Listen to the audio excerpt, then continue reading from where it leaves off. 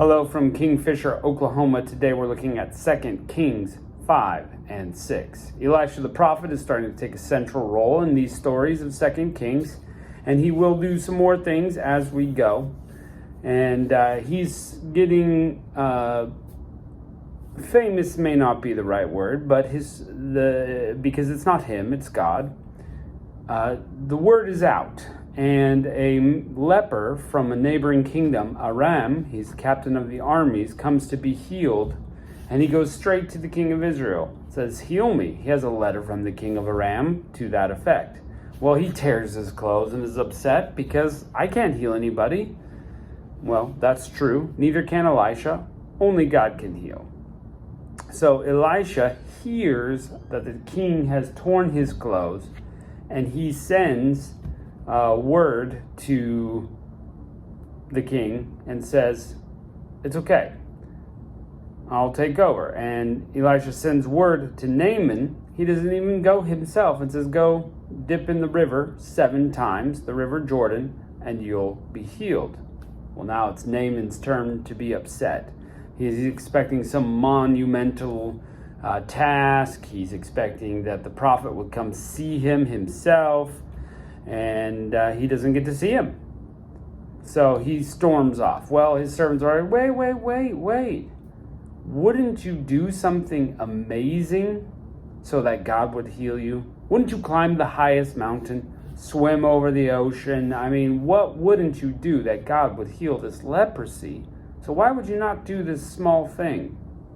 And it hit me as I'm reading this that we do the same thing. We want to do all these great big things from God, but we won't be obedient in the small things he asks us to do. So, heads up, people. Even the small things God asks us to do, we should be obedient in. Well, Naaman breaks down and he gets in the water and he dips in 7 times and washes like he's supposed to. And sure enough, skin like a baby, healed from leprosy. His faith made him well. He finally did it. So, pretty amazing. He sends after a word to Elisha, can I give you this present? I've got all these things. Thank you for helping me out. And Elisha says, no. There will be no presents. We don't need that. But behind his back, his servant goes and says, yeah, really? We'll take some of them. There's these prophets that just came. And so he gets a gift from Naaman and goes and stashes it at his house. But you can't hide from God. God knows what you've been doing. And so when Elisha confronts him, he says, your lineage will have leprosy forever. Okay, now check this out, people. When God says forever, he means forever, not just a little bit. And this is not going to be the first time we're going to see a curse that God says forever this will happen. And maybe not the first time we've seen it in the Bible. I think Ham's descendants were cursed by God with a forever curse. So heads up, people, don't get one of those. And if you're one of the descendants of this man and you have leprosy, I'm sorry. Maybe pray God will heal it. Anyway, so Elisha then in the next chapter is a part of a miracle. An axe head flies off into this water, and through the power of God he makes it float, and they retrieve the axe head. Then we see the king of Aram being upset at Elisha. See, the king of Aram goes to war with Israel, and he has plans, and he's starting to execute his plans, but Elisha's like, hey, heads up, Aram is doing this, and letting the king of Israel know so they can escape these plans of Aram. And King of Aram is frustrated. He's like, somebody's letting out the state secrets here. You are a spy. What is happening? But they say, no. They have Elisha, the prophet of God, and he's letting him know all the things. That's so awesome. He's like a spy, but he doesn't have to go anywhere. God's letting him know, and he's just giving him the message. So now the king of Aram is coming for Elisha. And I had this thought, Naaman was from Aram, So perhaps Naaman, the guy who's just cleansed, is leading this army against the guy that helped clean him. Whoa, that would be a mind bender, wouldn't it? Oh, anyway, they come and surround the city that Elisha is in. But no worries, God is really in control. Elisha is relaxed. But Elisha's servant is freaking out, like, oh my goodness, we're going to die. They've got us surrounded. What are we going to do? But Elisha prays that God will open the eyes of the servant. And when his eyes are truly opened, he sees that there are fiery chariots and horses all around, surrounding the army. God's got this. Whoa, that would have been so amazing to see. That would have been incredible. And not only that, God puts blindness on the people of Aram. So now they can't see. Success, we've conquered them. Should we slaughter them? Elisha says, no. You've just been handed these prisoners. You didn't do a single thing. Send them home. They feed them, they give them water, they send them home, and they make it home fine. Now, instead, Ben-Hadad, king of Aram, now he's not going to attack Israel anymore because they kind of spared him. He's going to go over to Samaria, and he surrounds that city and puts it under siege. And Elisha happens to be there by the time Ben-Hadad gets his army back and goes there. And it's starting to get a little tight, you know? I think we would all imagine that in our hometown, if it was surrounded by an army, people would be fine for a little while, eating through what they had, but then things would get a little squirrely. Don't have bread anymore. Let's eat all the canned goods that we have. Let's raid Walmart. And eventually you run out of stuff. So now they're selling the donkey and the donkey meat. Oh, no, now he's gone. We've got this head left. Who's going to buy the donkey's head for a meal? And they're starting to sell dung of birds to eat. And people are eating their own children. Oh, gruesome, gross, nasty. Okay, this is the middle of the kind of desperate nature that they're in. And the king turns to Elisha for answers. And then we're kind of left on a cliffhanger. So, we're going to see how all of this works out. But Elisha is going to play a prophetic role, one of those short prophecies. So let's jump into our chapters for today. It's going to be great. Love it. Love all the miracles, seeing how he works. You just want to see it. You want to see a true prophet, and you want to see God in action, and you want to see people's lives get changed by it. So anyway, here we go. Chapter 5. Now Naaman, captain of the host of the king of Syria, was a great man with his master, and honorable, because by him the Lord had given deliverance unto Syria. And he was also a mighty man in valor, but he was a leper. And the Syrians had gone out by companies, and he brought away captive out of the land of Israel a little maid, and she waited on Naaman's wife. And she said unto her mistress, Would my Lord were with the prophet that is in Samaria, for he would recover him of his leprosy. And one went in and told his Lord, saying, Thus it said the maid of this land, maid that is in the land of Israel. The king of Syria said, Go, I will send you a letter to the king of Israel. And he departed and took with him 10 talents of silver, 6,000 pieces of gold, 10 changes of raiment. And he brought the letter to the king of Israel, saying, Now when this letter is come to thee, behold, I have therewith sent Naaman my servant to thee, that thou mayest recover him of his leprosy.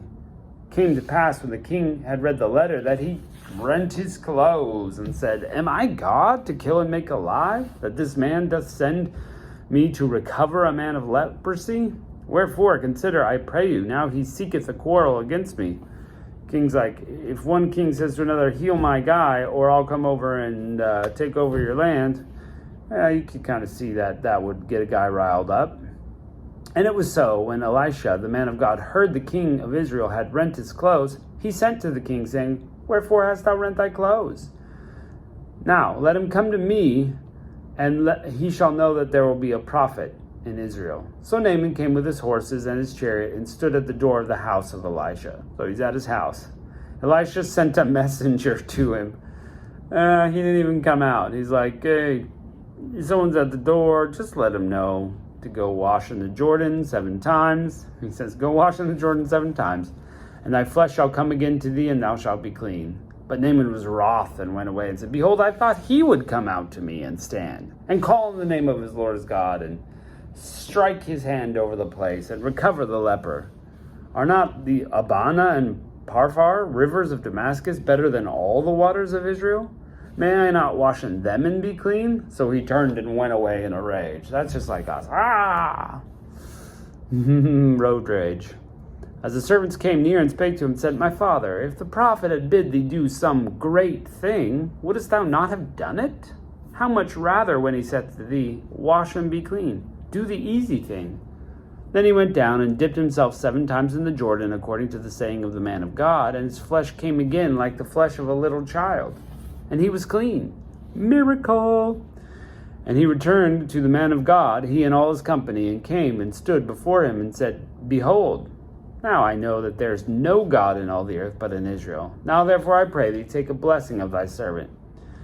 But he said, as the Lord liveth, whom I stand, I will receive none. And he urged him to take it, but he refused. You can't have people bribing prophets. That won't do. They need to tell the truth. And Naaman said, shall there not then, I pray thee, be given thy servant 2 mules burden of earth? For thy servant will henceforth offer neither burnt offering nor sacrifice unto other gods, but only unto the Lord. So his life has changed because of this miracle. He's going to worship God only. In this thing the Lord pardon thy servant, that when my master goeth to the house of Rimmon to worship there, and leaneth on my hand, I may bow myself in the house of Rimmon. When I bow myself in the house of Rimmon, the Lord pardon this thing. So when my master is doing it, and I have to do it, but I'm not going to worship him. I'm not going to sacrifice to him. And he said to him, go in peace, and he departed him a little way. But Gehazi, the servant of Elisha, the man of God, said, behold, my master hath spared Naaman the Syrian, in not receiving at his hands that which he brought. But as the Lord liveth, I will run after him, and take somewhat of him. So Gehazi followed after Naaman, and Naaman saw him running after him. He lighted, and said, is all well? And he said, all is well. My master hath sent me. Behold, even now there come out to me from Mount Ephraim 2 young men of the son of the prophets. Give them, I pray, a talent of silver and 2 changes of clothes. It's a lie. And Naaman said, be content, take 2 talents. And he urged him, and he bound 2 talents of silver in 2 bags, and 2 changes of garments, and laid them upon the 2 servants, and bare them before him. And when he came to the tower, he took them from his hand, and bestowed them in the house. And he let the men go, and they departed. But he went in and stood before his master, and Elisha said to him, whence comest thou, Gehazi? He said, thy servant went no whither. And he said to him, went not my heart with thee, when the man turned again from his chariot to meet thee? Is it a time to receive money, and receive garments, and olive yards, and vineyards, and sheep, and oxen, and menservant, and maidservants? The leprosy of Naaman shall cleave to thee, and unto thy seed forever. And he went out from his presence, a leper, white as snow. Busted. Chapter 6. And the sons of the prophet said to Elisha, behold now, the place where we dwell with thee is too strait for us. Come, let us go unto the Jordan, take every man a beam, and let us make a place there that we may dwell. And he answered and said, go ye. So all the prophets like, there's not enough space, let's go over there and make some space, and every man will cut down some logs, and we'll build a spot. And one said, be content, I pray thee, go with thy servants. And he answered, I will go. And he went with them, and they came to the Jordan and cut down wood. But as one was felling a beam, the axe head fell into the water. And he cried, alas, master, it was borrowed. And the man of God said, where fell it? And he shewed him the place, and he cut down a stick and cast it in, and the iron did swim. Therefore he said, take it up. And he put out his hand, and he took it. Ooh, miracle, pretty awesome. The king of Syria warred against Israel, and took counsel with his servants, saying, in such and such a place shall be my camp. And the man of God sent to the king of Israel, and said, beware thou not pass such and such a place. Thither the Syrians are come. The king of Israel sent to the place which the man of God told him, and warned him, and saved himself, not once or twice. Therefore the heart of the king of Syria was sore troubled for this thing. He called his servants and said, will ye not show me which of you is for the king of Israel? And one of his servants said, none of us, my lord, but O king, but Elisha, the prophet that is in Israel, telleth the king of Israel the words that thou speakest in thy bedchamber. And he says, Go and spy where he is, that I may send and fetch him. And it was told him, Behold, he is in Dothan. Therefore he sent thither horses and chariots and a great host, and they came by night and compassed the city. When the servant of the man of God was risen early and gone forth, behold, an host compassed about the city with horses and chariots. And his servant said, Alas, master, what shall we do? And he said to him, Fear not, for they that be with us are more than they that be with them. And Elisha prayed and said, Lord, I pray thee, open his eyes so that he may see. And the Lord opened the eyes of the young man, and he saw, behold, the mountain was full of horses and chariots of fire round about Elisha. That would have been awesome to see. And it came down to him. Elisha prayed to the Lord and said, Smite this people, I pray thee, with blindness. And he smote them with blindness, according to the word of Elisha. And Elisha said to him, Is this not the way? This is not the way. This is not the city. Follow me, and I will bring you to the man whom ye seek. But he led them to Samaria.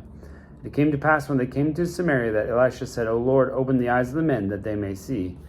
And the Lord opened their eyes, and they saw, behold, they were in the midst of Samaria. The king of Israel said to Elisha when he saw them, My father, shall I smite them? Shall I smite them? He answered, Thou shalt not smite them. Wouldst thou smite those who have taken captive with thy sword and with thy bow? Set bread and water before them, that they may eat and drink, and go to their master. And he prepared great provision for them, and when they had eaten and drunk, he sent them away, and they went to the master. So the bands of Syria came no more into Israel. It came to pass after this that Ben-Hadad, king of Syria, gathered up his hosts and besieged Samaria.